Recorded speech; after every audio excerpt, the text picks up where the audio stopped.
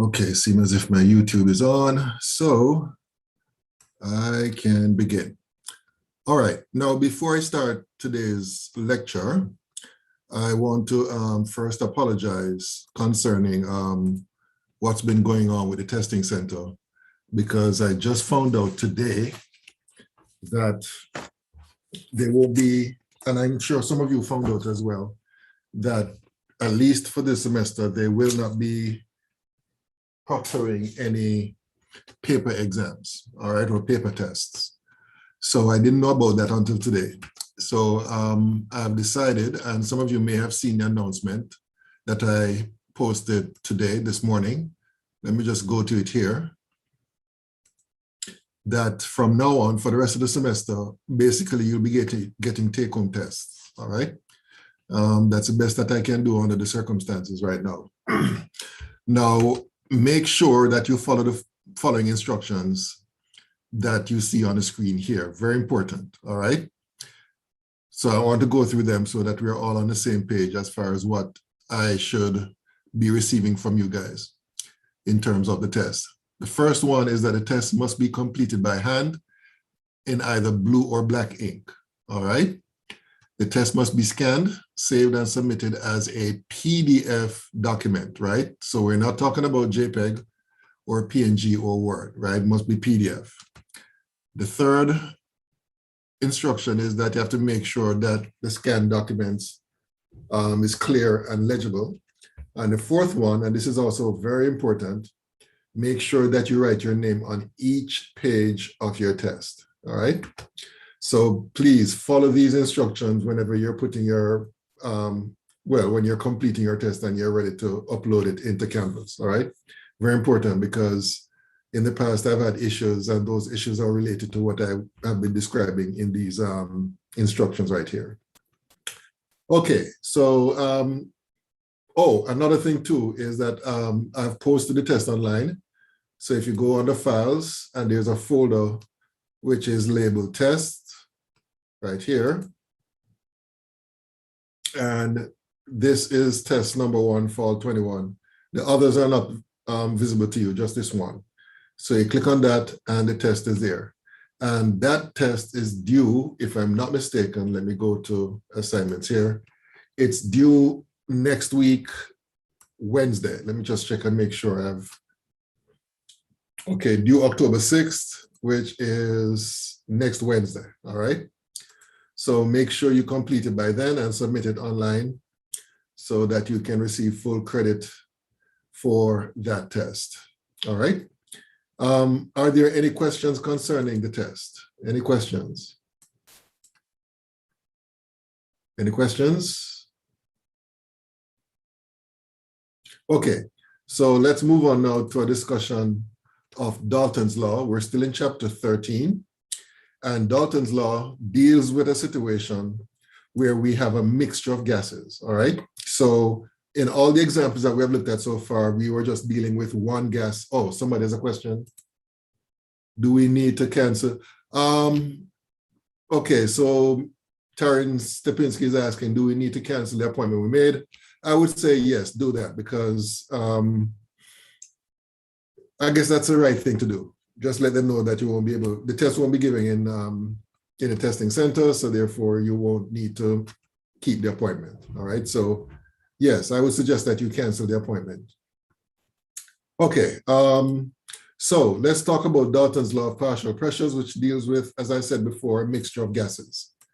So basically the fundamental assumption being made when it comes to a gaseous mixture is that each gas in the mixture is exerting a pressure that is independent of the other gases present. And this is a consequence of the kinetic molecular theory, because basically what the kinetic molecular theory is suggesting is that the particles basically do not have any intermolecular forces between them. So therefore, the pressure that is exerted by each gas in a mixture will not be in any way dependent on the pressure of the other gases. So therefore, according to Dalton's law of partial pressure or partial pressures, the total pressure of a mixture of gases is the sum of the partial pressures exerted by each of the gases in the mixture. So mathematically speaking, this is it right here. The total pressure is equal to the pressure of gas A plus the pressure of gas B, and so on and so forth. So that's basically what Dalton's law of partial pressure is all about. So it's a very simple equation. Just add up the pressures and that's it. You get the total pressure. All right. So for example, in this question, it says a container contains helium at a pressure of, this thing is in the way, 0.50 atmospheres, neon at a pressure of 0.60 atmospheres, and argon at a pressure of 1.30 atmospheres. What's the total pressure?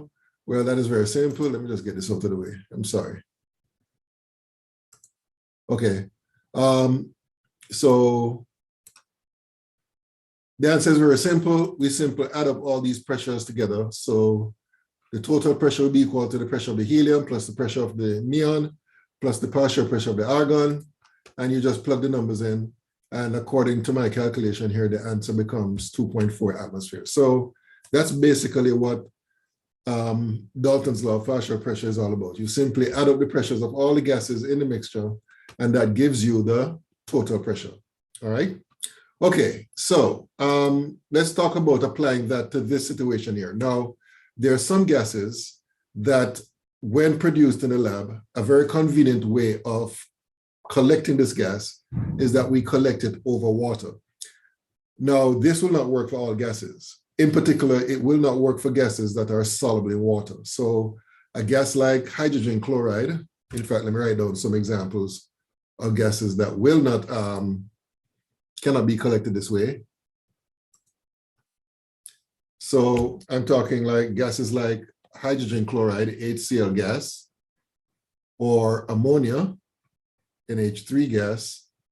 These are two examples of gases that will not, cannot be collected in the fashion that's described here. So let me describe what's happening here in this case. So basically, you have a jar which originally would be completely filled with water, and that is inverted into a trough here, which has water in it. And you have a hose here leading from where the gas, some container or reaction vessel where the gas is generated. In this case, it's oxygen. And that gas is led into the jar, which is inverted, as I said before, which was filled with water. And what's going to happen is that as the gas is collected over here, it forces the water level down. And we basically continue that process until the water level inside the jar is at the same level as the water outside the jar. And when that happens, then we know that the total pressure, let me do this here. The total pressure here, PT, the total pressure of the gas here, acting on the surface here, will be equal to the barometric pressure that is acting on the surface of the gas outside P bar. So therefore, we can say that P bar is equal to PT, right? Now, the thing about PT is that the total pressure is basically the sum of the partial pressures of two gases. One of them would be the oxygen that we're collecting, and the other one would be water vapor, because what you need to realize is that if you have any liquid that is in a situation like this, you will always have water vapor just above, or the vapor of the liquid, I should say, just above the surface of the liquid. In this case, since the liquid is water, then we have water vapor as along with oxygen present inside the jar, all right? So therefore, we can rewrite this. In fact, I think the next slide has it expressed. Okay, so basically, the total pressure, let me get to my pointer here. Hold on. Oh, okay. So the total pressure here would be equal to the barometric pressure or the atmospheric pressure, and that would be equal to the pressure of the gas plus the water vapor pressure, right? And typically, we are able to measure the atmospheric pressure, right, by using a barometer, which we talked about before.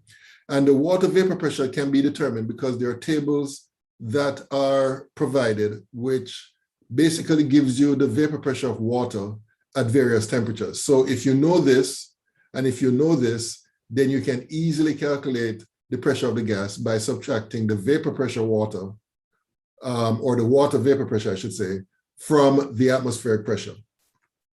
And the next slide, I think, has an example of such a problem where it says you have a sample of oxygen collected in a bottle over water at a temperature of 25 degrees Celsius when the atmospheric pressure is 760 torr.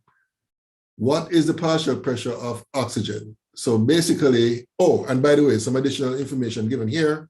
It says that the vapor pressure of water at 25 degrees is 23.8 torr. So basically, all you have to do is write down that, write this down here, that the barometric pressure or the atmospheric pressure, same thing, that would be equal to the pressure of the oxygen plus the pressure of the water vapor. So therefore, the pressure of the oxygen will be equal to the atmospheric pressure minus the water vapor pressure. And then you put the numbers in. So in the case of the atmospheric pressure, that's 760 torr minus 23.8 torr, which is the vapor pressure of the water at that temperature. And let me get my calculator here. So 760 minus 23.8 give 736 torr. And that's basically how that is done, all right? So this is a relatively simple problem involving Dalton's law, partial pressure. Okay, any questions about this example? Any questions?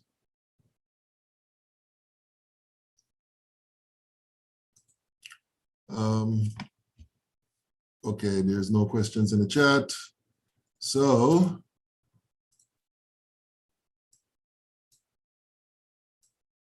okay, so let's move on now to another law, Gay-Lussac's law of combining volumes.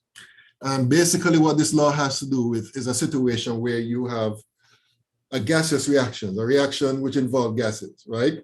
And what would be the proportions of the different substances or the different gases involved in the reaction. So this is what the law says. When measured at the same temperature and pressure, the ratio of the volumes of the reacting gases are small whole numbers, all right? So what they're talking about here is a situation if you have two or more gases reacting, then the ratio of the gases reacting would be something like 1 to 2, 2 to 3, 1 to 1, or something like that. Key thing you need to remember is that this is only true if all the gases are measured at the same temperature and same pressure, all right? So for example, let's look at the reaction between nitrogen and hydrogen to form ammonia, all right? Now this is the balanced equation here.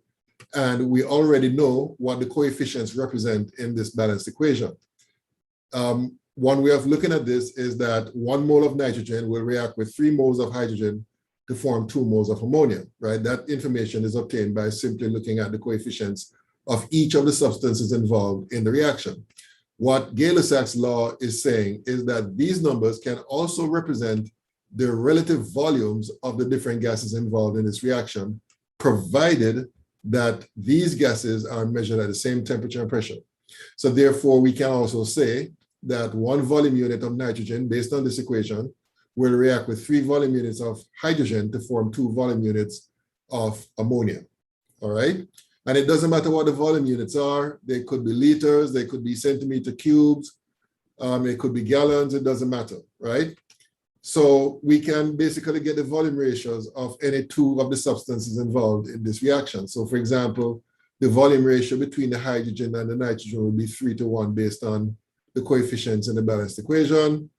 And if you look at the volume ratio between ammonia and hydrogen, that's 2 to 3, all right? So that's basically what Gay-Lussac's law is saying. And here is the volume ratio between ammonia and nitrogen, which is 2 to 1, all right? Here's another example, the reaction between between hydrogen and oxygen to form water. So this is the balanced equation here. And the same thing that we discussed for the previous example applies here as well. Based on the balance equation here, we can say that 2 volume units of hydrogen react with 1 volume unit of oxygen to form 2 volume units of water. So that reflects, of course, the coefficients of the different substances, both reactants and products, in the balanced equation. Again, let me stress that this is only true if all the gases are at the same temperature and same pressure. If the temperature and pressure of the gases are different, then this law simply will not hold. All right? Okay, so that's Gay-Lussac's law of combining volume. Another law, I think this is like our 5th or 6th law in this chapter, or actually I think it's our 7th law, and that is Avogadro's law. And this law relates the volume of the gas to the number of molecules present. So according to this law, equal volumes of different gases at the same temperature and pressure contains the same number of molecules, right? So it doesn't matter what the gas is. If you're comparing 2 or more gases and they're at the same temperature and same pressure, then if they have the same volume, that means that they would have the same number of molecules, all right? And that can be seen in this application here, where you have the reaction between hydrogen and chlorine to form hydrogen chloride. It's a 1:1:2 ratio. If I were to write down the actual equation, let me write it above here. So that would be H2 gas plus Cl2 gas to give 2HCl. All right. So basically, the volume ratios, which we talked about before, let me get back out to this here. The volume ratios that we talked about before would apply here. 1 volume of hydrogen will react with 1 volume unit of chlorine to give you 2 volume units of hydrogen chloride. And that parallels what would happen as far as the molecular level is concerned. It's a 1:1:2 molecule ratio between the hydrogen chlorine and the hydrogen chloride respectively, all right? And we can extend that to moles, of course. 1 mole of hydrogen will react with 1 mole of chlorine to form 2 moles of hydrogen chloride, all right? Okay, so that's basically Avogadro's, whoops, what am I doing? That's basically Avogadro's law. Again, important thing I need to highlight here is that this is only true if the gases are different, I'm sorry, at the same temperature and pressure. Okay, let me just skip all this here because I talked about that before. Oh, so that's the equation. Okay, so now we're going to get into some stoichiometry combined with what we just learned concerning gases, all right? So we're going to look at some relationships between the mole, the mass, and the volume of gases and the different relationships of these types when it comes to different gases involved in a reaction. Now, the first thing I want to mention here is that we can actually prove this. I don't remember if we talked about this before, but just in case we haven't, we can actually prove this to be true, that the volume of 1 mole of any gas under STP conditions is equal to 22.4 liters. All right, we can actually prove this by using the ideal gas equation, which I won't get into right now, but if I have some time, I'll probably show you why this is true, all right? So this 22.4 liters is known as the molar volume. The molar volume is basically the volume occupied by 1 mole of a gas, right? And under STP conditions, that molar volume for any gas is equal to 22.4 liters, all right? And that is true for literally any gas. Now, the difference, of course, between the gases would be their molar mass, right? So 1 mole of a gas, let's say methane, would have a different mass compared to 1 mole of hydrogen chloride, all right? But once the mass is equal to 1 mole, if the temperature is 0 degrees Celsius, and if the pressure is 1 atmosphere, then the volume occupied by that gas will be equal to 22.4 liters. Now, all these numbers here that you see represent 1 mole of their respective gases, but there's one error, and that is this one right here, right? Can anybody tell me what the error is here in this case? Oops, I'm sorry. What is the error in this case here? Anybody?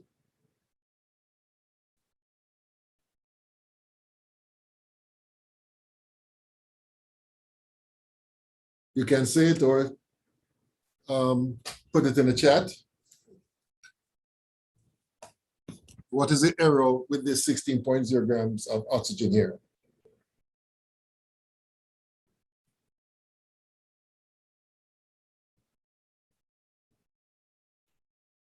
Nobody knows?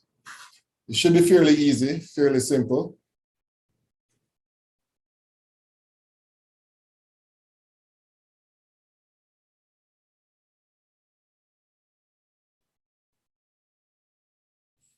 Okay, finally, somebody says something. You're absolutely right, Ms. Stepinski. It should be 32, not 16, because of course, oxygen exists, as you can see in the formula here. Oxygen exists as a diatomic molecule, so therefore this should be 2 times 16, which should give you 32.00 grams in 1 mole, all right? Okay, so that's basically the molar volume concept. So just to recap a bit, the molar volume is the volume occupied by 1 mole of a gas. And when the temperature is 0 degrees Celsius and the pressure is 1 atmosphere, then that volume, regardless of the gas, will be equal to 22.4 liters, all right? So that's the molar volume of a gas. All right, so let's look at this example. This question says the density of neon at STP is 0.900 grams per liter. What is the molar mass of neon, all right? So the molar mass, of course, hold on 1 minute. Okay, so the molar mass, of course, is, in the case of neon, okay, so let me get out of this here and try to find the molar mass of neon. I think it's 20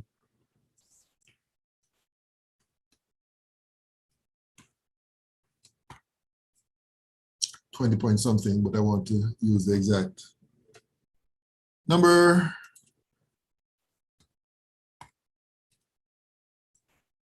.18. Okay, so going back to the PowerPoint, choose my pen. Okay, so the molar mass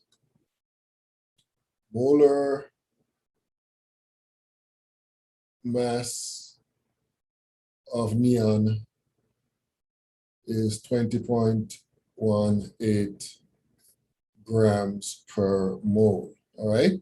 What the question is asking for is the density. The question also gave you the, well, actually the question gave you the density, I'm sorry. What the question is asking for, oh, you know something, I jumped the gun. Okay, I shouldn't have looked up the answer here. Let me cross this out. The question is asking you to calculate the molar mass of neon based on this information. That's my mistake. So how do we get that? Well, the density by definition is equal to the mass of the substance divided by the volume of the substance, right? Now, the mass, let me see here. Okay, now this will also be equal to the molar mass of the gas divided by the molar volume, right? Because by definition, the molar volume. Because by definition, the molar mass is the mass in grams per mole, and the molar volume is the volume in liters per mole. So therefore, all we have to do is put the numbers in. The molar mass, let me see here. Oh, we need to find the density, the molar mass. So molar mass, let me write this here, based on this equation, will be equal to the density multiplied by the molar volume.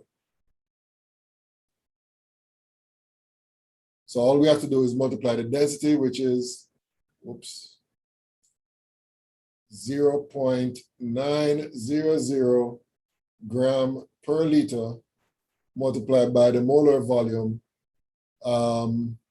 which is equal to 22.4 liters for every 1 mole. So the liters unit will cancel out here and here, and that should give you the molar mass, which is 20 point something. Let me work this out. 0.900 times 22.4.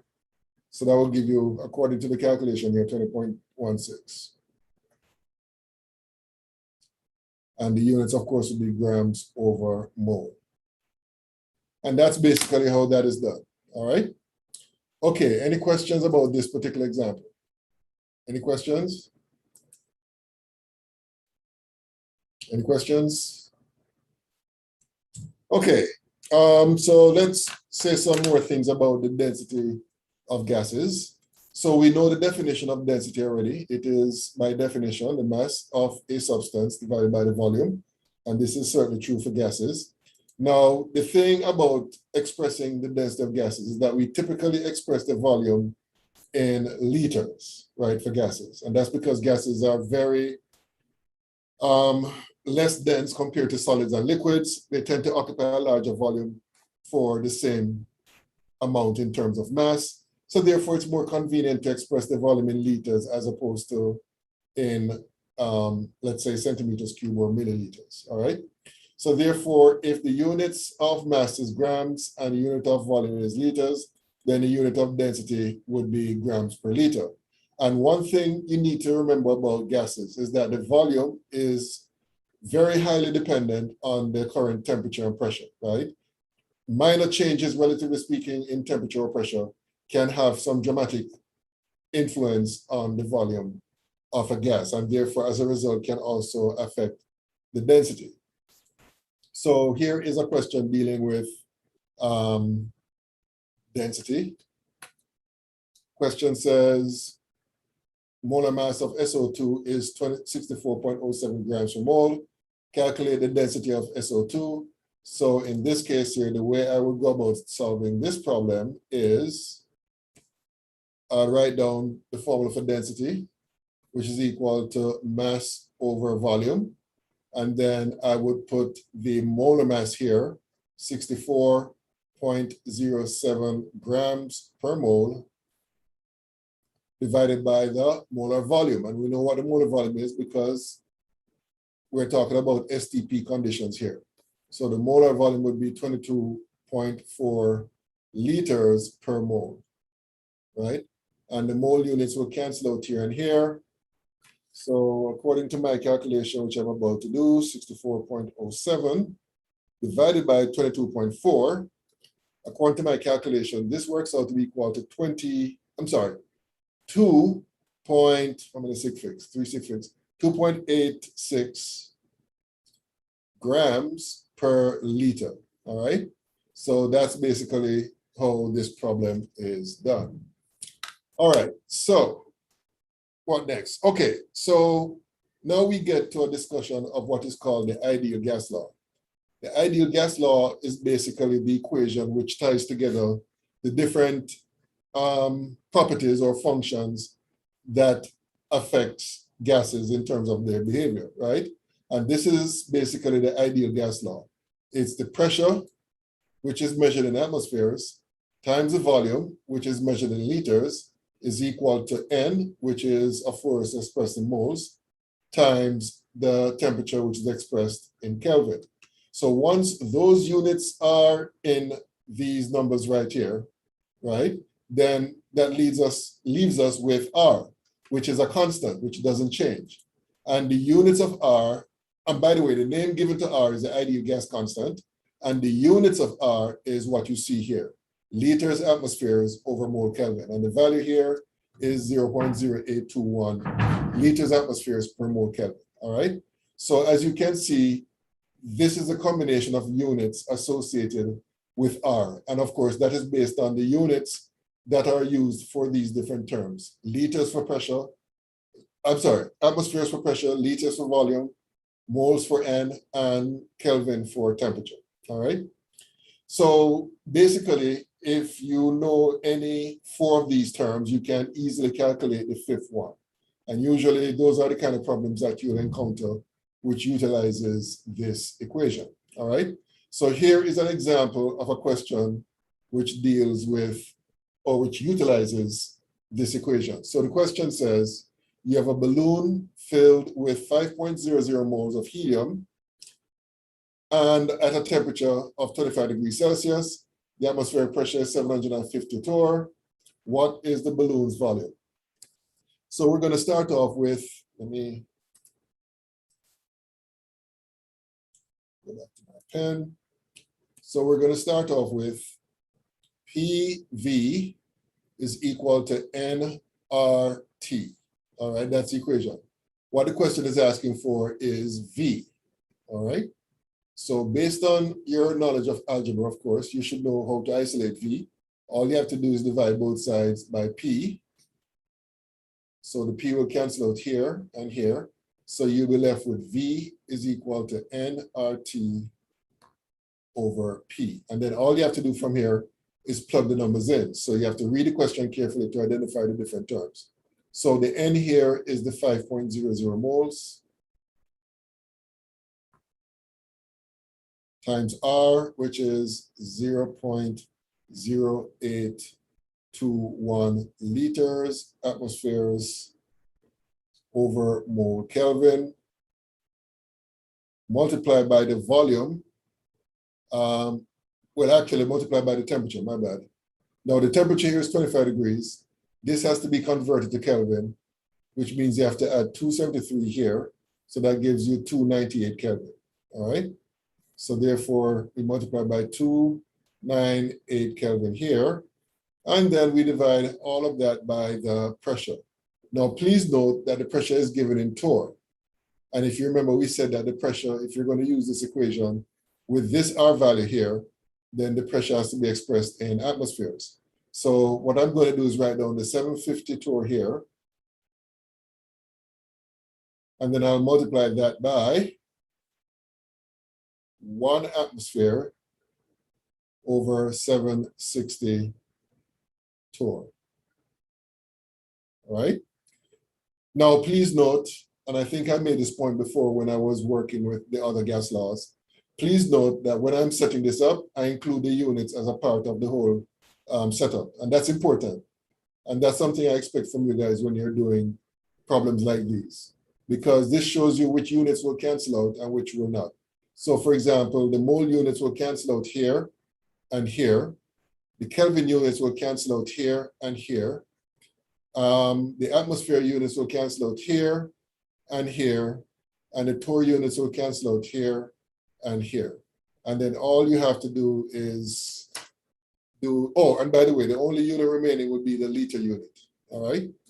So all we have to do from here is do our number crunching. So 5.00 times 0.0821 times 298 equals that, divided by 750, 760.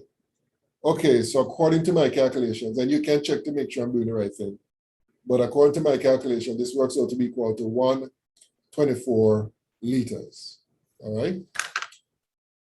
Okay, so that's basically how that is done. Any questions about this example? Any questions?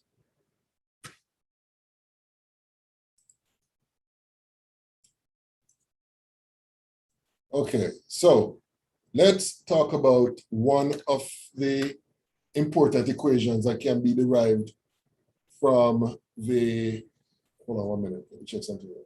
Okay, no questions. Okay, so one important equation that can be derived from the ideal gas equation is an equation that you can use to determine the molecular weight of a gas. So what we're going to do is start off with representing the molar mass with uppercase M, and lowercase m would represent the mass in grams. So if these are the symbols that we're going to use for these terms, then the relationship between these two terms would be this. The molar mass is equal to m, lowercase m, which is the mass in grams, divided by n, which is in moles. And therefore, we can rearrange this to get n is equal to the mass in grams divided by the molar mass. Now, based on the ideal gas equation, we can rearrange it to get an equation where n is on one side and you have the other terms on the other side. So in this case here, we have n is equal to PV over RT. So here we have a situation where n is equal to this, and here we have n equal to this, which means that these two terms, these two expressions must be equal to each other. So we can set them equal to each other, and then we rearrange to get an expression for uppercase M. And when we do that, we're going to end up with this. Uppercase M is equal to lowercase m, which is the mass in grams, times R, times the temperature in Kelvin, divided by the pressure times the volume, all right? So that's basically the equation for determining or calculating the molar mass, all right? And please note, and we said this before in chapter, I think it was 5. No, I think it was 4 actually, or maybe 6, I don't remember. But anyway, we said earlier that when it comes to substances, molecular substances especially, the molar mass is the same thing numerically as the molecular mass or the molecular weight, all right? The only difference between them would be the unit, right? The molar mass unit is going to be in grams per mole, and the molecular weight would be in AMU, all right? So basically, if you're asked what the molecular weight is after you use this equation, all you have to do is replace the units, replace the grams per mole unit with the AMU unit, all right? Okay, any questions about this, deriving this formula? Any questions? Any questions? Okay, so let's move along now to applying what we just learned. Let me get rid of this crap here.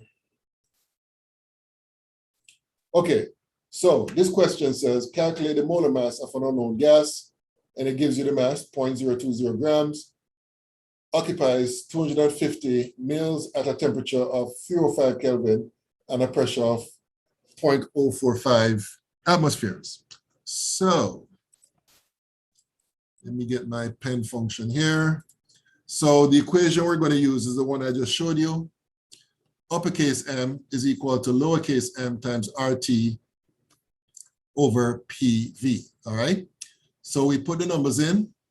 For the mass, it's 0.020 grams times R, which is 0.0821 liters atmospheres over mole Kelvin, times the temperature, which is 305 Kelvin, all divided by the pressure, which is 0.045 atmospheres, times the volume, which is, what's the volume? 250 mils. But here is a situation where we have to convert from milliliters to liters. So we're going to multiply this by 1 liter over 1,000 mils. And let's do that calculation. 0.020 times 0.0821 times 305 divided by 0.045 divided by 0.25. Okay, so according to my calculation, this works out to be equal to 45. And the units here, well, let's see what cancels out. The Kelvin cancels out. The atmospheres cancels out here and here. The liters cancels out here and here. The milliliters cancels out. So you're left with grams per mole. So 45 grams per mole will be the answer to this particular problem. All right. Okay. Any questions about this particular example? Any questions? Okay. All right. So let's move on now. Hold on. Why is this thing not budging? Okay. How much time do we have left? Okay, we should be able to accomplish something here. So let's talk about gas stoichiometry. So here we're going to look at the connection between the gas laws that we learned, especially the ideal gas law, and the fact that reactions, well, actually, we're going to look at what we learned concerning gas laws in combination with what we learned previously with respect to stoichiometry. And if you recall, we said that stoichiometry is basically that area in chemistry which looks at the quantitative relationships between substances involved in a reaction, all right? So some things we need to keep in mind. Firstly, we're going to assume that the gases are behaving as ideal gases, which means basically that they obey the ideal gas equation, PV is equal to nRT. Now, if the gas is not under STP conditions, you can convert it to STP conditions depending on the situation that may require that, all right? So what you're looking at here is basically a schematic representations of the different conversions that one has to perform when it comes to gas stoichiometric reaction. So over here, you could be given, for example, the volume of the gas, or you could be given the mass of a gas, or you could be given the number of molecules or atoms. In either case, you'd have to convert each of these to moles. Now, if you're talking about a gas and you're given a volume, then more than likely you would have to use the ideal gas equation along with some other terms in order to determine the moles, right? In the case of the grams of A, you would use the molar mass, and in the case of atoms or molecules of A, you would use Avogadro's number. Now, once you get the moles of the gas here, then basically you can find the moles of the other gas, call it B. Basically, that would be based on the mole ratio between these two substances in a balanced equation. So of course, you'd have to use the appropriate conversion factor, which represents that mole ratio. So if you multiply moles of A by the correct mole ratio here, you're going to get moles of B. And then, depending on what the question is asking for, you can determine either the volume of B, if it's a gas, the mass of B using the molar mass, or the number of atoms or molecules using Avogadro's number. So as you can see, it's a flow chart, and you can go either way, or different pathways. And which pathway you choose is dependent on what you're given on this side and what you are asked for on this side. All right. So I think we're going to look at a couple of examples of gas stoichiometric reactions and or problems, I should say. And the first one is, luckily for us, they gave us the balanced equation here. All right. They said what volume of oxygen at STP can be formed from 0.500 moles of potassium chlorate. So they gave us the balanced equation. So I like to summarize what the question is asking for by writing a simple equation which states the problem clearly. So the question gives you 0.500 moles of KClO3, and this would be equal to what the question is asking for is the liters of oxygen, all right? So the way I would go about solving this problem is that I would start with the moles, oh shucks, this thing is doing it again. I would start with the moles of KClO3. I would convert from moles of KClO3 to moles of O2, and then from moles of O2 to grams of O2. I'm sorry, not grams, liters of O2, all right? So basically, you're going to need two conversion factors in series in order to convert from moles of potassium chlorate to liters of oxygen. So we're going to start off with 0.500 moles of KClO3. And the first thing I would do is look at the coefficients for oxygen and for potassium chlorate. And you see that there's a 3:2 mole ratio between the two. So I would put 3 moles of oxygen above and 2 moles of KClO3 below. So that allows you to convert from moles of potassium chlorate to moles of oxygen. And therefore, the next conversion factor is where we convert from moles of oxygen to liters of oxygen. Now, the key thing in order for us to do that, to recognize, is that the volume of oxygen was measured at STP. So what that tells you is that for every 1 mole of oxygen, the volume occupied by that 1 mole under STP conditions will be 22.4 liters of oxygen. So that this unit will cancel out with that unit.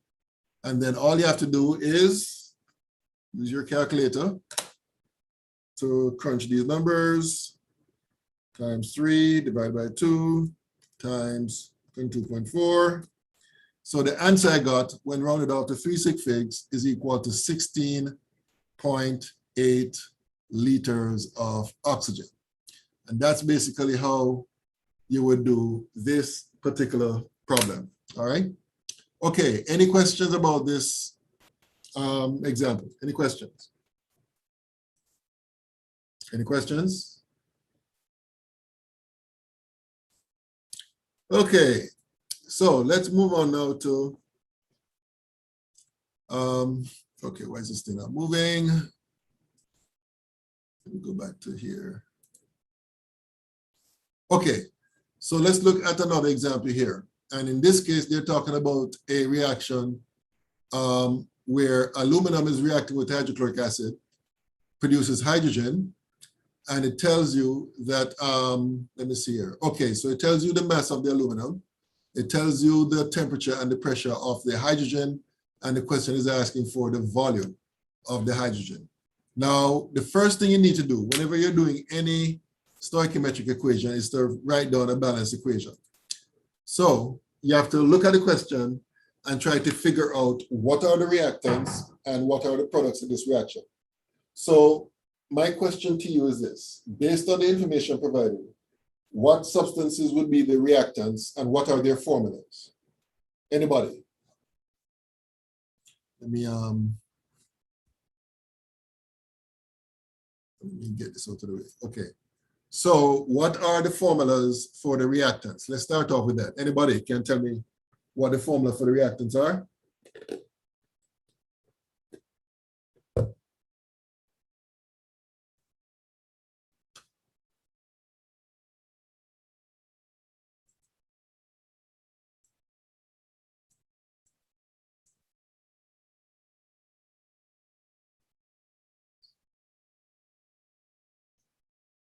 Well,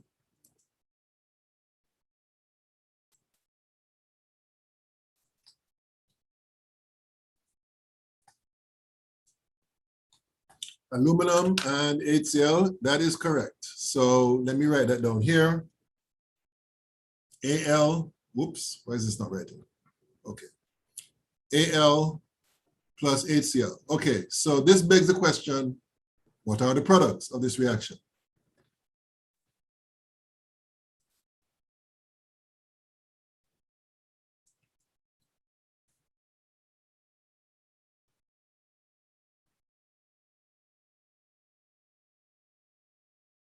Anybody?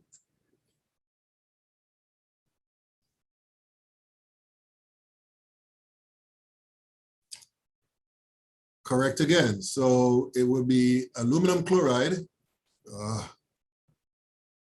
AlCl3 plus H2.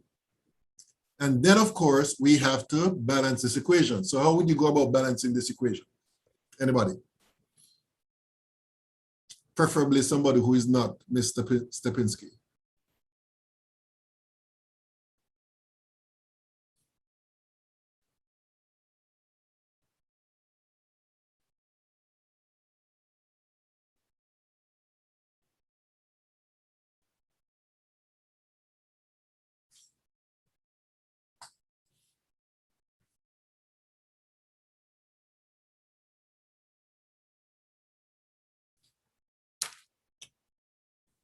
Come on, y'all should know how to do this by now. How would you go about balancing this equation?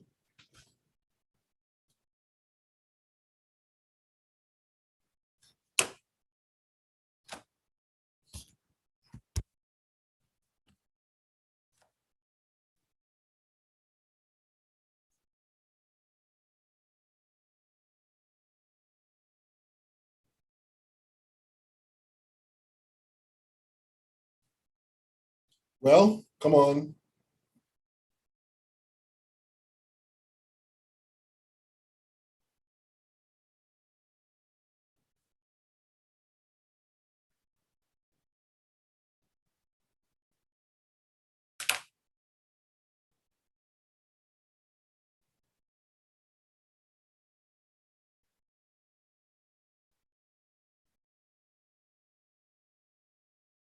Okay, let's see what Caleb Leslie has to say.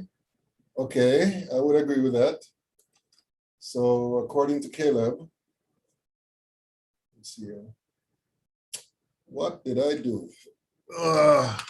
Sorry about that, folks. So according to Caleb,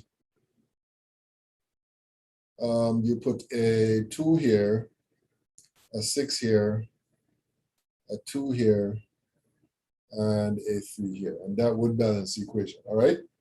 So that's what we have to do before we can do anything else. We have to start off with a balanced equation, all right? Okay, so what the question said is that, sorry about that. The question says that you're starting off with 50 grams of aluminum, right? So I'm going to put 50.0 grams of Al here. And the next step is to convert that to moles, right? You start off with a mass, you convert it to moles. So you're going to put 1 mole of aluminum here.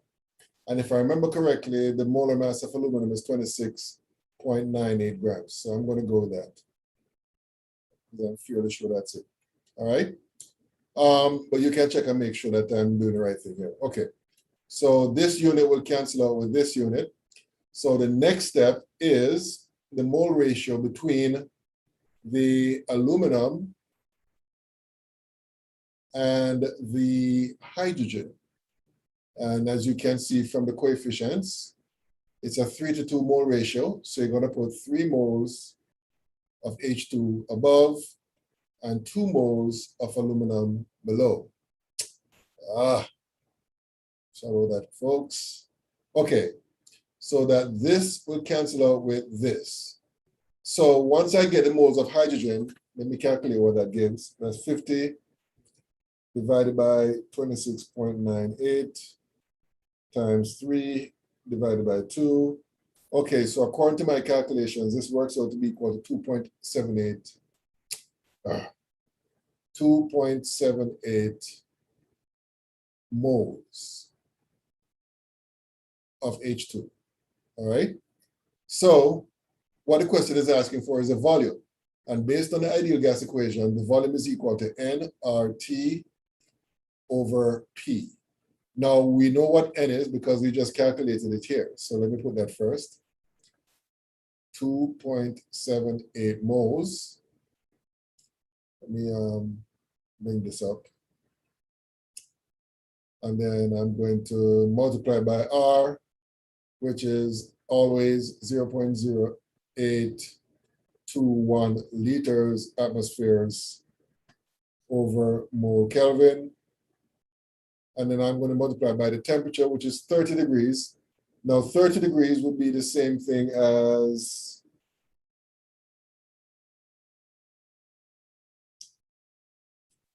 303 Kelvin, right? 303 Kelvin. And then I'll divide all of that by the pressure. Now they gave you the pressure as 700 torr.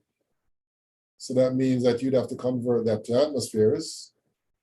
So I'm going to put 1 atmosphere above and 760 torr below. And that's it as far as the setup is concerned. The Kelvin units will cancel out here and here. The torrs will cancel out here and here. Atmospheres will cancel out here and here. And the moles will cancel out here and here. So the final unit here would be in liters. So let me do the calculation here. 2.78 times 0.0821 times 303 equals that divided by 700, 760. Okay, so according to my calculations, the volume works out to equal to 75. Let me see how many sig figs, 3 sig figs. So 75.1. And put that down here. 75.1 liters. All right, so that's basically how that is done. All right, any questions about this particular example? Any questions? Okay, so let's move along to discussing some other examples. Now, in this case, we'll be looking at some volume to volume calculations. All right.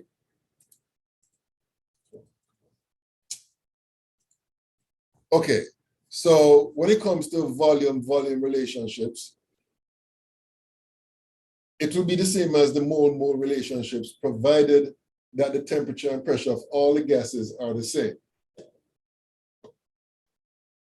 We talked about that with respect to Gay-Lussac's law of combining volumes. So in the case of the hydrogen chloride formation from hydrogen and chlorine, not only do the coefficients represent the mole ratio, but they also represent the volume ratios under the conditions of standard temperature or same temperature and pressure.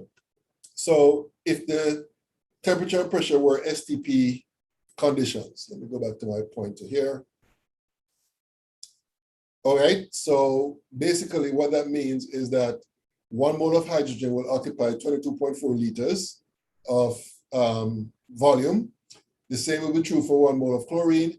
And in the case of the HCl, it's the same thing, but we have 2 moles here, so we multiply by 2. So under STP condition, these would be the volume of the different gases for 1 mole. So therefore, the volume units or the volume ratios will parallel the mole ratios. So therefore, it doesn't matter what the volume units are. In this case, it's liters, but it could be centimeters cubed, it could be gallons, it doesn't matter. The volume ratios will be paralleling the mole ratios, which of course you obtain from the coefficients of the balance equation, all right? Okay, so based on what we have just learned, we can do this example. Now this question says, what volume of nitrogen will react with 600 mils of hydrogen to form ammonia? And then the next question is, what volume of ammonia will be formed? So the first thing we need to do is write down a balance equation for this reaction. So again, I'm going to turn it over to you. What would be the equation? Well, let me start off by asking, what would be the reactants in this particular case? What would be the reactants?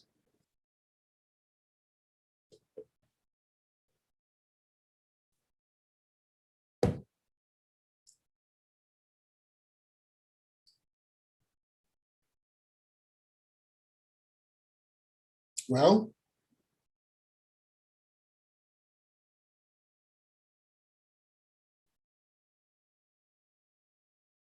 okay, so Caleb says nitrogen and hydrogen. So let me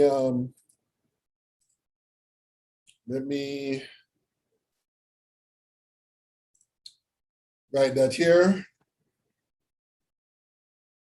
N2 plus H2, and the product would be what? Ammonia, NH3, okay. And then we need to balance the equation. So how would we go about balancing this equation?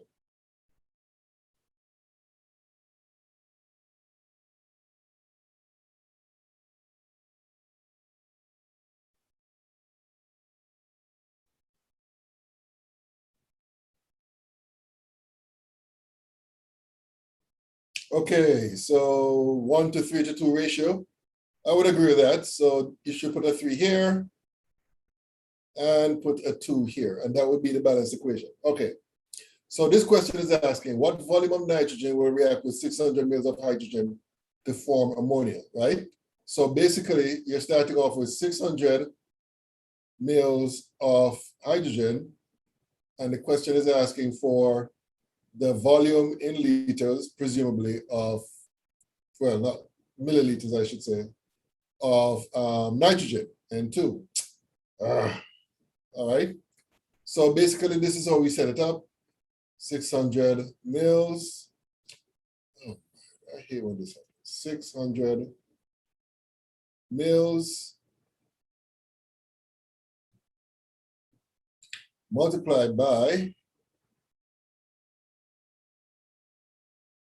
down here, I'm going to put, oh, by the way, this should be 600 mils of H2. So down here, I'm going to put 3 milliliters of H2. And up here, I'm going to put 1 milliliter of N2. So that this unit here will go with that unit. And when you work this out, I can just look and see that the answer is going to be 200 milliliters of ammonia. And that's it, all right? And the reason we can make this conclusion here, of course, the mole ratio, is that the temperature and pressure are constant, all right? Okay, the next question is what volume of ammonia will be formed? So we can start off with the 600 mils of H2, and this time we look at the mole ratio between the hydrogen and the ammonia, and we can see it's a 2 to 3 mole ratio here. So we're going to put 2 moles of NH3 above and 3 moles of H2 below. Actually, that should be milliliters, not moles. So let me change that here. This should be milliliters, and this should be milliliters. I'm used to mole ratios, but it's a volume ratios that we're looking at. And then we do the number crunching. So based on what I see here, this works out to be equal to 400 milliliters of ammonia. And that's how that is done. Oops. What is going on with this pen? NH3. All right. So these are the answers to the respective questions. All right. Okay. So any questions about this particular example? Any questions? Okay, moving along, let's talk about, and I think we'll be ending this chapter right here. We're going to talk about the difference between ideal gases and real gases. All along in this chapter, we were assuming that the gases we were dealing with are ideal gases. In other words, they obey the ideal gas equation. So let's say a few more things about ideal gases, especially at the microscopic level. So as I said before, an ideal gas is one that obeys all the gas laws, including the ideal gas law, all right? And this is based on a couple of fundamental assumptions. One is that the volume of the molecules of the gas is effectively zero compared to the volume of the entire gas, right? And this will be true at all temperature and pressures, all right? So that's one assumption that is being made concerning ideal gases, all right? Another assumption that is made about ideal gases is that the intermolecular attractions between them are very small. In fact, so small that it's effectively zero at all temperatures and pressures, all right? So those are two important assumptions that is believed to be associated with ideal gases. The gas particles are effectively zero compared to the size of the container that they're in, and there are no intermolecular attraction forces between the gas particles, all right? Now, that is different for real gases, gases that actually exist. Real gases actually do have a non-zero volume for their gas particles, all right? And they also have intermolecular forces that exist between them, all right? So basically, the gas laws deviate in terms of their behavior from the ideal, well, I should say, real gases deviate significantly from ideal gases in terms of their behavior, all right? However, what you'll find is that real gases behave like ideal gases if, and let me write this down here. So real gases behave more like ideal gases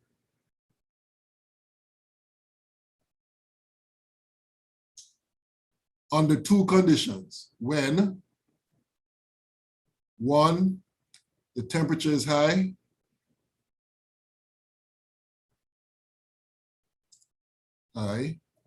and two, the pressure of the gas is low.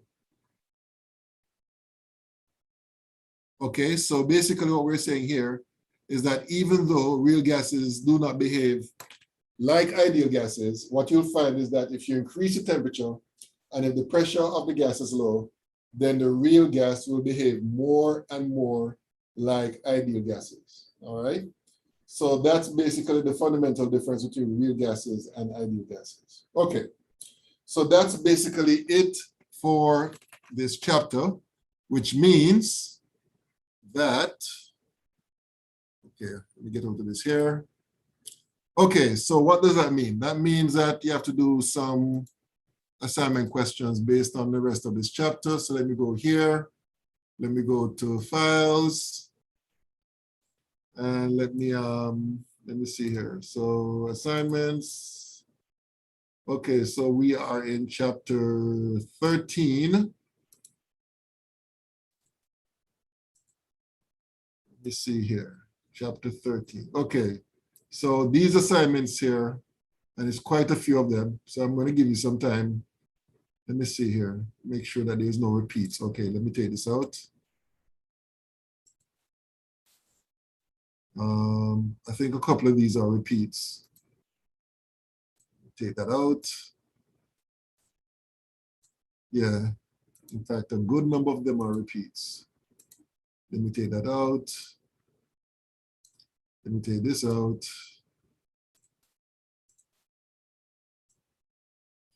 Let me take that out.